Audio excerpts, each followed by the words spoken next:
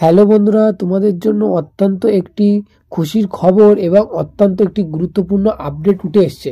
স্বামী বিবেকানন্দ স্কলারশিপে তোমরা যে সকল ক্যান্ডিডেট আবেদন করেছিলে 2023-24 শিক্ষাবর্ষে, তোমরা যদি ওবিসি বা এসটি/এসসি ক্যাটাগরি হয়ে থাকো, তোমরা কবে টাকা পাবে এবং ফান্ড অ্যাভেলেবেল আছে কিনা সেটাই তোমাদের কাছে শেয়ার করব।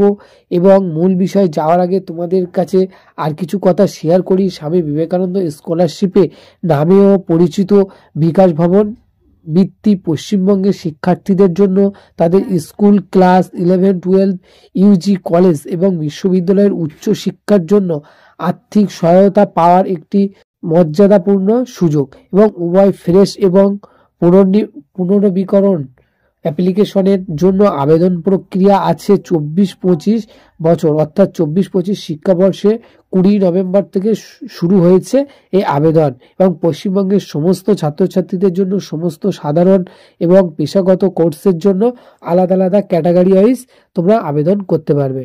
এবং তোমরা অনেকেই কমেন্ট করছো যে স্বামী বিবেকানন্দ স্কলারশিপের নেক্সট ফান্ড অ্যাভেলেবেল ডেট কবে। সো তোমাদেরকে বলবো, তোমরা অনেকেই যারা বলছো যে নেক্সট ফান্ড অ্যাভেলেবেল ডেট কবে, তবে তোমাদেরকে বলে রাখি তোমাদের ফান্ড ইতিমধ্যে অ্যাভেলেবেল হয়েছে ফের।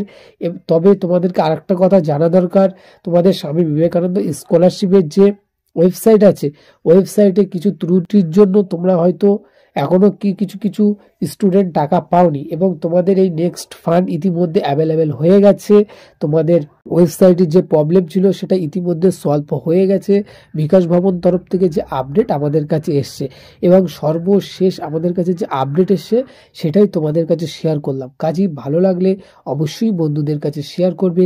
আবার নতুন কোনো আপডেট এলে অবশ্যই দেখা হচ্ছে। তোমাদের সময় অনেক ভালো কাটুক।